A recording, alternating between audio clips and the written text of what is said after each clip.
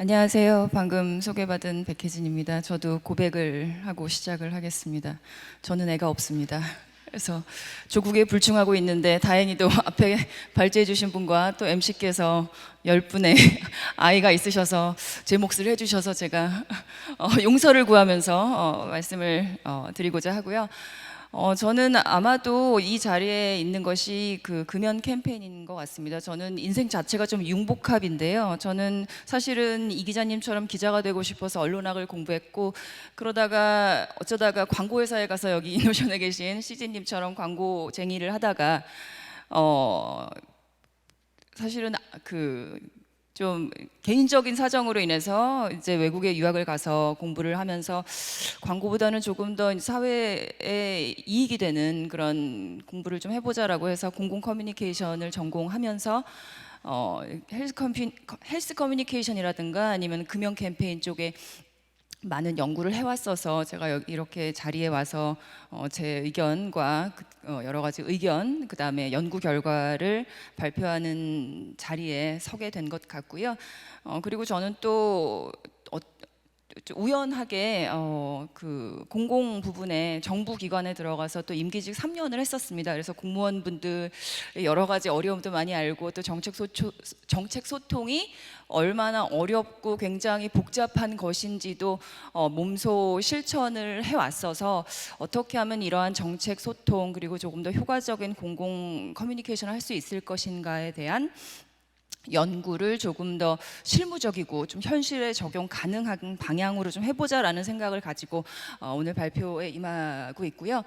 오늘 저는 제가 말씀드린 그 금연 캠페인에 관련된 얘기를 많이 할 텐데 저의 목차는 이렇습니다. 조금 캠페인에 조금 포커스를 맞추어서 오늘 발표를 할 텐데 우선은 많은 분들이 이제 캠페인 효과 있냐, 효과 없냐 라고 이제 말씀을 하시고 저한테도 이렇게 물어보십니다. 상당히 대답하기가 어렵습니다. 왜 어려운지를 말씀드리고 싶고 그리고 이제 효과적인 그런 캠페인의 조건은 무엇인지, 그리고 금연 캠페인 여러분들 많이 아시고 많이 익숙하실 텐데 그런 것들을 조금 한번 짚어보면서 거기에서 그럼 우리가 배울 것은 무엇이고 저출산 대응 캠페인하고 왜 다른지, 어떻게 다른지, 왜 저출산 대응 캠페인은 훨씬 더 어려운 것인지 말씀을 드리면서 결론과 재언을 말씀드리도록 하겠습니다.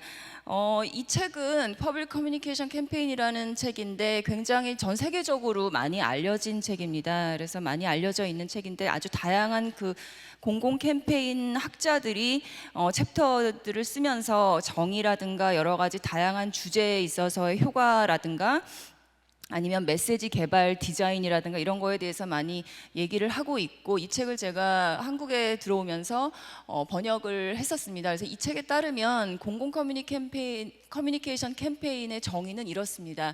정해진 기간에 조직적인 커뮤니케이션 활동을 하고 개인의 건강 행동 변화나 비상업적인 사회 이익을 목적으로 여러 가지 채널을 활용하여 일련의 메시지를 전달함으로써 다수의 공중에게 정보를 제공하거나 행동에 영향을 주는 시도다라고 말하고 있습니다. 이 말의 뜻은 사실은 이 캠페인을 어떤 일회성 행사나 이벤트로 보시는 분이나 어떤 단발성 홍보로 이렇게 좀 오해나 같은 개념으로 쓰시는 분들이 많은데 에 비해서 굉장히 전략적이고 체계적이고 굉장히 고도의 개발과 그 설계 과정이 필요한 그런 일련의 노력이라고 할 수 있다라는 말씀을 드리고, 이거를 조금 더 해부를 해본다면 이렇습니다. 캠페인의 요소가 여러 가지가 있습니다. 이 요소들이 효과적이고 전략적으로 설계되고 개발이 되어야 비로소 우리가 효과를 말할 수 있고, 또한 우리가 효과를 말할 때에도 그 효과가 무엇인지에 대해서 조금 더 고민을 해볼 필요가 있다는 것입니다. 다시 말하면 캠페인 요소는 어떠한 메시지를 누가 전달할 것이냐의 문제, 그 다음에 어떻게 전달하신 것일까의 문제. 그래서 앞에서 말씀하신 대로 금연 캠페인 같은 경우는 굉장히 위협을 주면서 공포를 유발할 수도 있고, 또한 노담 캠페인처럼 어떠한 나는 그런 거 안 펴, 나는 쿨하니까 라는 식의 그런 사회 규범 소구를 할 수도 있고 여러 가지 소구와 특성이 있는 것이고, 또한 누구에게 이거를 전달할 것인가에 대한 문제도 있습니다. 그래서 이거를 청소년들에게 흡연은 아예 시작도 마라고 할 것인가, 아니면은 흡연자들에게 담배 끊어라고 할 것인가에 대해서도 타겟 수용자에 대해 따라서 굉장히 메시지가 다르다라는 얘기를 함의를 가지고 있는 것이고요. 또 하나는 미디어 채널 유형인데, 요즘같이 굉장히 급변하는 미디어 환경에서 단순히 SNS라든가 유튜브라든가 채널 하나 가지고는 도저히 도달할 수가 없다라는 말을 뜻하고, 그렇기에 굉장히 다양한 미디어 채널을 수용자에 맞게 효과적으로 통합해서 써야 된다라는 말을 뜻하고요. 그 다음에 빈도와 양인데, 이거는 예산과도 굉장히 관계가 있습니다. 제가 바로 이 다음 슬라이드에 여러 가지 이 커뮤니케이션 단계 모형에 관해서 말씀을 드릴 텐데, 노출이 안 되면은 그 다음에는 그 메시지는 그냥 없는 겁니다. 노출이 안 되는데 행동 변화가 있을 수도 없고, 그 다양한 그 단계에 있어서의 노출이 가장 중요한데도 불구하고 아까 앞에서 보였듯이 예산이 굉장히 한정되어 있다라는 점은 또 하나의 캠페인의 굉장히 어려운 도전 과제를 만들고 있습니다. 그 다음에 경쟁인데, 경쟁은 우리 사회에 굉장히 다양한 이슈가 있지 않습니까? 저출산 굉장히 중요한 문제이지만, 고령화 문제도 또 있지만, 이 두 개가 같이 가는 것 같지만 또 대립되는 것 같고, 그러한 와중에 굉장히 다양한 건강 이슈와 위험 이슈와 정책 이슈와 정치 이슈와 다양한 이슈들이 있기 때문에, 이러한 이슈들 가운데서 우리 이슈가 어떻게 더 타겟 수용자들에게 더 중요하게 다가갈 것이냐에 대한 문제를 우리가 고민을 해봐야 합니다. 효과의 유형을 말씀드릴 텐데요. 사실은 캠페인하고 왜 도대체 사람들이 애를 안 낳는 것이냐라고 말하는 분들이 좀 있습니다. 사실은 이 출산이라는 거는 굉장히 복잡한 행동이지 않습니까? 이 캠페인을 하나 보고 그래 나 애 낳아야지 하고 해서 당장 할 수 있는 것도 아니고, 이런 점에서는 금연보다도 훨씬 더 어려운 행동이죠. 사실은 이 캠페인의 역사를 보면 금연 캠페인이 굉장히 어려운 행동 변화 과제라고 알려져 있습니다만, 사실은 출산은 그거에 비할 바 없이 어려운 과제이기 때문에, 사실은 캠페인에서 행동 변화를 통한 출산 장려와 출산을 목표로 해서는 굉장히 성공이 어렵다라는 말씀을 미리 드리겠습니다. 이따가 나중에 결론과 제안에서 다시 말씀을 드릴 텐데, 그렇게 말씀을 드릴 테고, 그렇다면 우리가 어떠한 효과를 봐야 될 것이냐. 우리가 사실은 다양한 정책을 정부에서 쏟아내면서 15년간 280조를 써가면서 정책을 했다고 하는데, 그 정책들을 과연 국민들이 다 알고 있는지, 그리고 우리 타겟 수용자들이 알고 있는지에 대한 고민을 해봐야 되는 것이고요. 말씀하신 중요한 인식 변화 굉장히 중요합니다. 그러나 인식 변화는 현실은 이러한데, 그러한 현실에 기반하여 나의 인식은 이러하다인데, 그 인식을 변화시키려면 역시 현실도 변화해야 된다는 말씀을 드리고 싶고, 그 다음에 광고와 이슈에 대해서도 굉장히 태도가 좋아야 되고요. 즉 아까 좋은 예를 보여주시면서 이러한 광고는 조금 오히려 역효과를 낼 수 있다라고 말씀하셨듯이, 광고에 대한 태도가 좋기도 상당히 어려운 부분이 있다라는 말씀, 그 다음에 행동이나 행동 의도, 그리고 말씀하셨던 사회 규범이라던가 정책 지지 등 여러 가지 효과의 유형이 있기 때문에, 과연 우리는 저출산 대응 캠페인에서 무엇을 목표로 할 것인가에 대한 고민을 해야 된다라는 것이고요. 어디를 보고서 해야 이걸까요? 이걸까요? 이게 잘 네. 그렇다면 캠페인 효과가 어느 정도 되나 한번 보여드리겠습니다. 이거는 좀 오래전이긴 한데, 메타 분석 연구라고 굉장히 체계적으로 다양한 주제의 캠페인의 효과를 정량화 혹은 개량화해서 출판한 그러한 연구들을 종합한 슈나이더와 라크로아의 연구를 바탕으로 보여드리겠습니다. 좀 오래된 것임을 감안하여 보여주시고요. 이거 자체가 중요한 게 아니라 이것이 주는 함의가 사실은 중요해서 갖고 왔는데, 보시면 아시겠지만 죄송합니다. 제가 0.03에서 0.20까지입니다. 1이 우리가 100을 주었다면 100이 효과가 있다라고 우리가 제가 쉽게 설명드리겠습니다. 100을 주었을 때 100이 효과가 있었다라고 한다면 그건 1일 텐데, 100을 주었을 때 0.03, 100을 주었을 때 0.2, 그러니까 100개를 주었을 때 20개, 100개를 주었을 때 3개 정도밖에 안 되는 효과의 양이라고 쉽게 생각해 주시면 되겠습니다. 이거에 대한 함의는 이렇습니다. 어떠한 주제들마다 효과의 크기가 많이 다르고요. 대상마다도 조금 다르고, 그리고 이 캠페인들이 어떻게 진행되었느냐에 따라서도 조금 다를 수 있다라는 함의가 있습니다. 참고로 제가 금연하고 가족 계획을 가져왔는데요. 이 가족 계획을 보고 금연보다 효과의 크기가 크네라고 말씀하실 분들이 있는데, 사실은 이 가족 계획은 우리가 옛날에 이 저출산 대응 캠페인을 하기 전엔 가족 계획 캠페인을 하지 않았었습니까? 1960년, 70년대에는 우리가 굉장히 덮어놓고 나왔다가는 그게 뭐였더라? 거짓골을 못 면한다. 그리고 둘만 낳아 잘 살자. 둘도 많다 하나만 낳자. 굉장히 다양한 그런 가족계획 캠페인들이 있었고, 이런 가족계획 캠페인들이 사실은 ODA 사업 같은 거를 통해서 에티오피아나 다른 나라 아프리카에서 나갔습니다. 저도 참고로 ODA 사업으로 에티오피아에서 가족계획 캠페인을 했던 경험이 있는데, 그런 캠페인을 말합니다. 그래서 이거는 2003년에 존스 홉킨스 대학에서 그런 ODA 사업에서 했던 그런 캠페인이지, 우리하고는 사실은 정반대의 그런 캠페인이라고 보시면 되겠고요. 캠페인 중에서도 금연 캠페인이 굉장히 어렵다라고 해서 가장 효과의 크기가 낮은 걸로 나타나 있습니다.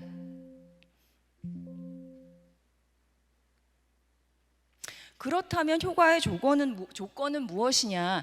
첫째는 행동이 얼마나 쉽냐입니다. 사실은 채소랑 과일을 많이 먹어서 건강한 식생활을 하자라는 거는 사실은 내가 먹으면 되기 때문에 훨씬 쉽고 쉽게 다가갈 수 있는, 그리고 사람들이 사실은 많이 야채나 과일을 좋아하시는 분들도 많기 때문에 이런 것들은 상대적으로 쉽습니다만, 금연은 사실은 중독의 문제도 있고 여러 가지 문제가 있기 때문에 훨씬 더 어려운 행동으로 알려져 있습니다. 하다못해 출산 장려, 이거는 사실은 이 표현 자체도 아까 앞에서 말씀해 주셨듯이 우리가 다시 고려해 보아야 할 정도로 사실은 우리가 변화시킬 수 있는 행동의 문제는 아닌 것만큼 그렇게 행동이 어려운 것입니다. 이랬을 때 우리가 어느 정도의 효과를 볼 수 있는지 생각해 볼 수 있겠습니다. 또 하나는 법이나 정책의 도움을 받는 이슈입니다. 그래서 안전벨트를 한때 우리가 전혀 하지 않았던 시절이 있었는데, 그때 안전벨트 캠페인을 해서 사람들한테 안전벨트를 하게끔 했던 것보다 안전벨트를 하지 않으면 벌금을 물리고 그것을 정책화해서 안전벨트 해, 그래야 안전해, 그리고 하지 않으면, 안전벨트를 착용하지 않으면 너 벌금 물어 라고 했을 때 훨씬 더 캠페인이 효과가 좋았다라는 것입니다. 담배도 마찬가지고요. 금연 캠페인을 단순히 메시지로 전달했을 때보다 이것들이 다양한 정책에 기반해서 담배 가격도 인상하고 금연 구역도 확대하고, 이런 식으로 같은 여러 정책들이 같이 그런 금연 행동을 장려하고 강화했을 때 훨씬 더 효과가 좋았다라는 거고요. 그 다음에 새로운 정보, 내가 몰랐던 정보를 새로 제시했을 때 그거에 대한 캠페인이 효과가 크고, 그 다음에 대상이 특정하고 세분화된 캠페인. 그래서 이를테면 백신 예방, 이런 자궁경부암 백신 예방 같은 경우는 굉장히 대상도 굉장히 한정되어 있고, 그리고 효과성도 굉장히 높기 때문에 이런 거는 훨씬 더 효과가 있다라고 보고요. 마지막은 저희가 한번 고려해 볼 수 있는 부분인데, 이거는 마치 우리가 상업 마케팅이나 상업 광고를 하듯이 어떠한 브랜드를 하고 네이밍을 하고 그것을 일관적이고 통합적으로 오랜 기간 동안 캠페인을 할 때 훨씬 더 효과가 있을 것이다라고 해서 트루스 캠페인의 예를 들었는데, 이 트루스 캠페인은 1998년부터 미국에서 진행되고 아직도 진행되고 있는 청소년 흡연 예방 캠페인입니다. 이거에 대한 효과에 대한 연구가 많이 나와 있어서 이거를 조금 소개시켜 드리도록 하겠습니다. 그렇다면 왜 캠페인의 효과는 왜 그 정도밖에 안 되냐? 왜 저출산 대응 캠페인을 보고서 바로 출산하지 않느냐? 이러한 문제를 말씀드린다면, 이 맥가이어의 커뮤니케이션 모형이 어느 정도 도움이 될 텐데요. 이 6단계 커뮤니케이션 모형은 메시지가 제시되고 노출되었을 때부터 행동이 나타나기까지의 정보 처리, 그리고 여러 가지 단계를 거칠 수밖에 없다는 것을 설명하고 있습니다.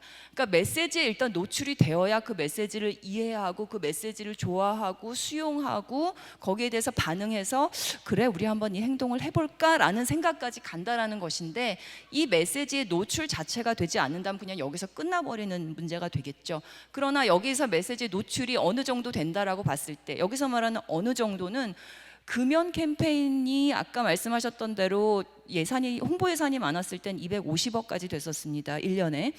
그런데 지금 250억을 해도 100%가 이 금연 캠페인에 대해서 인지하지 못하고 있어요. 그리고 실제적으로 이 설문조사를 해보면 금연 캠페인을 본 적이 없다라고 하는 사람들도 상당히 됩니다. 그걸 보면 그렇게 많은 예산을 썼어도 노출이 안 되는 사람도 굉장히 많다라는 것을 의미하지요. 그리고 이 단계마다 한 20% 정도의 수용자를 잃는다고 합니다. 예를 들어서 30%가 노출되었을 때 그러면 그 메시지에 주목하는 사람은 거기서 한 20% 정도를 잃어서 한 24%만 주목을 한다라는 것이고, 그것을 단계 가보면 아주 효과적이고 설득적이었던 캠페인조차도 10%의 행동 변화가 기껏해야 나온다라는 것을 의미하고 있습니다. 물론 이 행동 변화 역시도 그 행동이 얼마나 쉽게 변할 수 있는 행동이냐 없느냐에 따라서 달라질 수 있겠고요. 자, 금연 캠페인 역사를 한번 볼까요? 금연 캠페인 같은 경우는 굉장히 어려운 행동임에도 불구하고 효과가 있고, 그리고 굉장히 많은 효과 연구가 있었던 이유는 그만큼 우리가 알고 있는 것도 많고 굉장히 과학적으로 전개되었고 예산도 많았고 여러 가지 면에서 유리한 점이 많았기 때문입니다. 2002년에 여러분들 태어나지 않으셨던 분들도 계시겠지만 이때 이주일이라고 굉장히 유명했던 코미디언이 이주일 효과라는 그 이름을 그 네이밍을 양산해 낼 만큼 굉장히 효과적인 금연 캠페인을 했습니다. 죽어가면서 나 담배 2갑씩 폈습니다. 정말 후회됩니다. 여러분 담배 끊으세요. 그거 독약입니다라고 얘기해서 60%대 남성 흡연율이 50%대로 줄었습니다. 어마어마한 효과입니다. 이거는 역사상 있을 수 없는 그런 캠페인입니다. 물론 그것을 60%에서 50%대까지 줄었다고 해서 그것이 모두 캠페인의 효과냐라고 보기는 어려울 수 있습니다. 왜냐하면 다양한 또 정책과 정부의 노력이 있었을 거라고 생각이 됩니다. 그런 것들이 같이 시너지를 발휘했었기 때문에 그럴 것 같습니다. 그리고 나서는 아주 다양한 방법으로 굉장히 공포소구도 했었고, 그 다음에 간접흡연, 그래서 흡연하지 않는 사람들을 보호하는 차원의 어떤 긍정적인 소구도 했었고, 그리고 정책을 설명하고 제시하는 그러한 캠페인도 했었고, 아예 행동을 변화하자 그래서 그 퀵라인, 그 금연 상담 전화로 전화하세요라는 아주 짧지만 그래도 더 금연을 유도하는 그런 메시지로 캠페인을 하기도 했었습니다. 그리고 나서 2014년부터 담배 가격이 인상되었죠. 그 담배 가격으로 인해서 홍보 예산이 많이 늘었습니다. 그래서 2015년에 250억 정도까지 되었었고, 이때 아마 메이저 광고회사에서 HS 에드였던 걸로 기억을 하는데, 그리고 대원기획도 했었고 HS 에드도 했었고 아마 이노션도 했었을 것 같은데, 그런 아주 우리나라 굴지의 광고회사들이 붙어서 이 캠페인을 만들어냅니다. 이때는 굉장히 무시무시한 공포소구였었죠. 아마도 그 후두암, 그 편의점에서 후두암 한 갑 주세요라고 하고 했던 그 메시지는 보건복지부에서 굉장히 많은 그 항의 전화를 받았다라고 합니다. 어린이집에서 혹은 그 유치원에서 아이들이 그거를 보고 막 울고 너무 무섭다라고 해서 부모들이 우리 아이들 지금 경기 일으킨다라고 하면서 항의 전화가 왔었는데, 보건복지부에서 후담으로는 보건복지부에서 쓱 웃었다고 합니다. 아, 이거 성공적이구나라면서요.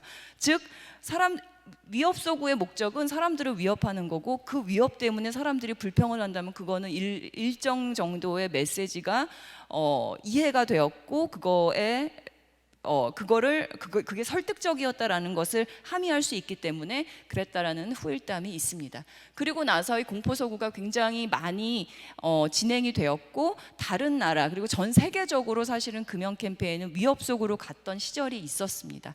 그리고 나서 이제 굉장히 많은 불평과, 그다음에 왜 사람들을 이렇게 겁을 주냐, 왜 우리가 이렇게 무서운 그림을 계속 봐야 하느냐라는 그런 여러 가지 사회적인 여론, 그런 것들도 있고 하여서, 그리고 나서 조금씩 이제 긍정적인 속으로 가게 됩니다. 이게 이제 노담 캠페인인데요. 사실 이 노담 캠페인은 제가 봤을 때는 미국에 있었던 I am free drug라고 하는 마약 예방 캠페인을 벤치마킹한 것으로 보입니다. 이를테면 나는 담배 안 피워라는 것이 전에는 청소년들이 저항과 호기심으로 담배를 피우면서 나 멋지지라고 했던 그런 이미지를 발산하면서 사회 규범을 그러니까 어떻게 보면 친흡연, 그 규범을 만들었다면 이거는 이제 그거의 역발상으로서 나는 그런 냄새 나는 거 안 피워, 나는 쿨하거든이라고 하는 어떤 굉장히 나는 담배를 안 피우는 것이 훨씬 더 멋진 일이야라는 사회 규범을 만드는 그러한 캠페인으로 가게 됩니다. 이거 역시도 굉장히 잘 만들어졌고 굉장히 집행도 잘 됐고 그 청소년이나 젊은 친구들 사이에서 굉장히 인지도가 높은 그런 캠페인으로 알고 있습니다. 지난번에 더 PR이라는 그 홍보 잡지 산업지에서 이제 그 인터뷰를 했었는데요. 대한민국 금연 캠페인 과연 괜찮은가라는 제목의 그 인터뷰를 했었고, 다양한 이제 홍보라든가 아니면 이제 캠페인 전문가들, 교수들이 그 인터뷰를 했던 걸로 기억을 합니다. 그러면서 이 노담 캠페인이 어느 정도 효과가 있었습니까? 효과가 있다고 생각하십니까?라는 질문을 했었습니다. 저도 그런 질문을 받았는데 저는 그렇게 얘기했습니다. 금연 캠페인, 이 캠페인에 효과가 있다라고 하실 때 효과는 무엇을 의미합니까? 라고 다시 한번 되물었었고, 그리고 우리가 효과를 알 수 있을 만큼의 체계적인 효과 연구를 했습니까? 라고 두 번째로 물었습니다. 이 두 가지가 사실은 우리나라 공공 캠페인에서 가장 심각한 문제라고 저는 생각하고 있습니다. 왜냐하면 캠페인을 예산이 어느 정도 충분하게 있다면 노출과 캠페인의 메시지 개발은 광고회사에서 굉장히 잘해줄 수 있습니다. 그리고 매체 집행도 매체 집행 전문가들이나 매체 전문가들이 다양하게 이것들을 조합해서 잘 노출시킬 수 있습니다. 그러나 어떤 효과를 보고서 어떻게 이거를 목표로 할 것이냐에 대한 고민을 이 캠페인을 발주하는 정부에서 이거를 정확하게 이해해 주시지 않는다면 이거는 계속해서 되돌이표가 될 거라는 생각을 하고 있습니다. 이 캠페인 전문가 평가는 이를테면 금연 캠페인 같은 경우는 예산이 풍부합니다. 이거는 정말 큰 장점입니다. 그래서 금연 사업이 예산이 250억을 찍고 그 국회에서도 많은 비판이 있어서 왜 이렇게 그 국민의 세금을 함부로 쓰냐라고 해가지고 많이 조금씩 줄어가고 있습니다만, 그래도 우리나라에서는 공공 캠페인계의 샤넬이라고 할 만큼 굉장히 풍부한 예산을 갖고 있습니다. 풍부한 예산을 갖고 있다는 건 그만큼 노출도 잘 되고 캠페인도 훨씬 더 훌륭한 전문가들과 광고 그 전문인들이 만들어낼 수 있다는 것을 뜻합니다. 또한 금연 캠페인 같은 경우는 국제적인 금연 흐름과 협약이 있습니다. 이거는 세계 전체적으로 같은 방향으로 나아가고 메시지 전략이나 여러 가지 전략들에 있어서 같이 나갈 수 있는 굉장히 큰 힘을 말하고 있습니다. 단점 같은 경우는 우리나라는 이 예산들이 1년어치로 계속 예산이 배정이 되다 보니까 장기간 지속이 불가하다는 건 브랜드 자산 축적이 어렵다라는 것을 뜻합니다. 과학적인 증거를 보면 이거는 금연 캠페인이니까 좀 짧게 얘기를 하면, 일단은 노출에 대해서 최소한 한두 번 노출을 2~3개월 지속할 때 효과적이라는 얘기가 나와 있는데, 사실은 저희 지금은 훨씬 더 미디어 환경이 복잡해져 있기 때문에 이런 GRP 같은 단순한 이런 지표로 판단하기는 좀 어렵긴 합니다만, 한 가지 우리가 함의를 가질 것은 캠페인을 그만하면 다시 이전 흡연되던 행동으로 돌아가려는 경향이 있었다는 것을 주목할 필요가 있습니다. 이것은 무슨 말이냐 하면, 우리가 캠페인을 했을 때 이거 효과 있어 대박 라고 했을 때 효과가 없었다고 할지언정 그 캠페인을 안 한다면 오히려 그거는 더 안 좋은 결과를 볼 수 있다는 것을 의미하기도 합니다. 그리고 비용 효용 분석 연구 결과도 있어서, 이를테면 예산이 이 정도 들어갔는데 이 예산에 비해서 우리가 이만큼의 보건이라든가 아니면 다양한 방법에서 훨씬 더 의료비를 어떤 국민 세금을 절약했습니다. 투자 수익률이 6대1입니다라고 하는 굉장히 훌륭한 연구 결과가 나타나 있습니다. 그렇다면 우리 왜 저출산 대응 캠페인은 금연 캠페인과 다를까? 왜냐하면 현실과 캠페인에서 보여주는 이미지가 많이 달라 보이기 때문입니다. 물론 저는 아이가 없고 여기 아이가 있는 분들께서 말씀을 해주신다면 사실은 제가 할 말이 없을 수도 있는데, 제가 요즘 최근에 주목했던 것이 이겁니다. 웬만하면 낳지 마세요라고 했던 맘카페 그 메시지가 굉장히 저는 아프게 좀 다가왔고, 이것을 보면서 이게 어떻게 보면 맘카페에서 있는 그런 현실일 수 있는데, 현실로 보이는데, 그리고 사실은 여러 가지 육아비라든가 육아의 고통이라든가 아니면 더 이제 그 장기적으로 봤을 때 그런 여러 가지 어려움들을 이런 캠페인들이 과연 극복할 수 있는 그런 강력한 이미지와 메시지를 줄 수 있는가에 대한 고민이 좀 생깁니다. 그리고 정부의 저출산 대응 캠페인 노력이 저는 몰랐었는데, 그러니까 그만큼 저는 타겟이 아니었기 때문일 수도 있습니다만 저한테는 노출이 안 됐었던 것이죠. 굉장히 다양하게 진행되어 왔고, 그리고 조회수도 봤더니 이 나 때는 말이야 같은 경우는 200만 뷰를 넘길 만큼 굉장히 호응도 좋았고 확산도 괜찮았던 그런 캠페인입니다. 그리고 모두의 아이 캠페인 이런 것도 굉장히 확산이라던가 이제 참여형 그런 캠페인을 통해서 많은 사람들의 공감도 끌어내고, 그래서 특히 이거 같은 경우는 2개월간 약 500만 뷰 정도까지 확산을 시키고 많은 노출을 하는 그러한 성과를 거두었습니다만, 다시 한번 이 아쉬운 점을 본다면 좋은 광고는 굉장히 좋습니다. 이미지도 좋고 아이들도 너무 예쁘고 너무 행복해 보이고 굉장히 좋지만 이것과 행동 변화를 어떻게 연계시킬 것이냐의 고민이 아직도 있고, 예산 같은 경우도 10억 이상, 그리고 아까 앞에서 보여주셨듯이 30억 이상을 썼는데 그렇기에는 너무나 우리가 지금 일관된 메시지 그리고 브랜딩 이런 거에 대한 조금 더 장기적인 어떤 뭐 사회 규범이면 사회 규범하는 뚜렷한 목표에 대한 지속적인 캠페인은 좀 부족하지 않았나라는 고민이 아직도 좀 있습니다. 그래서 이제 마무리를 한번 져보겠습니다. 두세 개 정도 슬라이드가 남은 것 같은데요. 일단은 저출산 대응 캠페인, 저는 이 이름을 짓는데 굉장히 고민이 많았는데 제가 진 게 아니고 여기서 주신 개념입니다. 저는 이 네이밍이 바뀌어야 된다고 생각하고, 그 부분에 있어서는 저도 이 기자님과 매우 동의를 합니다. 저출산 대응, 출산 장려 캠페인, 이게 아닌 다른 개념의, 그러니까 사회 규범을 바꾸는 그런 개념의 워딩이 좀 필요해 보이는데, 이거는 제가 지금은 딱 생각이 안 나서 조금 더 고민을 해봐야 될 것 같고요. 일단은 도전은 현실과 메시지와의 괴리에 대한 어려움들이 아직 있다라는 부분, 그리고 메시지가 굉장히 난해하다라는 겁니다. 우리가 육아 출산 국가를 위해서 아이를 낳아주세요라고 할 수도 없는 것이고, 도대체 어떻게 메시지를 만들어야 될 것이냐의 고민. 그럼에도 불구하고 우리는 기회가 있다. 왜냐하면 국가적인 노력이 있고, 국가적인 노력에 있어서 280조, 1년에 50조 이상 되는 그런 예산에서 우리가 홍보 예산을 30억 정도를 한다라는 건 사실은 조금 부끄러운 일입니다. 그래서 그 홍보 예산을 50조에서 조금만 더 키울 수 있다면 훨씬 더 그 캠페인의 효과에 대한 고민을 더 세게 할 수 있지 않을까라는 고민이 들고요. 그 다음에 가족과 아이의 소중함은 인간의 근본 가치이기 때문에 이 가치에 대한 캠페인은 지속적으로 할 수 있을 거라는 생각이 듭니다. 그래서 결론은 공공 캠페인은 효과가 있다라고 저는 생각을 하고, 다만 그 효과를 행동 변화가 아닌 그런 출산율이나 금연율이나 이런 통계가 아닌 그 단계에 있어서의 현실적인 목표를 세웠을 때, 그럴 때 효과가 있다라고 생각을 하고 있고요. 그 다음에 대상, 타겟을 어떻게 할 것인가, 그 타겟에 맞는 메시지를 무엇으로 할 것인가, 어떠한 매체를 사용해서 어떤 브랜딩과 슬로건으로 오래 할 것인가를 금연 캠페인처럼 고민을 해야 된다라는 생각이 들고, 단기적인 목표는 저는 이거라고 생각합니다. 우리가 그렇게 많은 정부 정책을 내놓았는 그 정책을 국민들이 혹은 우리 타겟 수용자들이 알고 있는지에 대해서 먼저 판단을 해야 합니다. 왜냐하면 정책을 50조씩이나 썼는데 그 정책을 과연 혜택을 받을 수 있는 사람들이 알고 있어야 그거를 쓰든지 말든지 할 거 아니겠습니까? 그래서 단기적 목표는 정책에 대한 인지도 제고이고, 장기적 목표는 지속적으로 사회 규범을 강화하는 메시지를 우리가 함께 처음부터 개발 단계부터 고민을 해야 될 것이고, 그 개발에 있어서는 여러 조사와 과학적 근거를 해야 되며, 저도 역시 마지막으로 이 기자님과 마찬가지로 의도되지 않은 효과에 대한 주의를 해야 된다라는 말씀을 드리겠습니다. 왜냐하면 사회 규범과 역행하는 규범 캠페인은 저항과 반감 그리고 외면과 냉담 등을 낳을 수 있기 때문입니다. 이것으로 마치겠습니다. 감사합니다.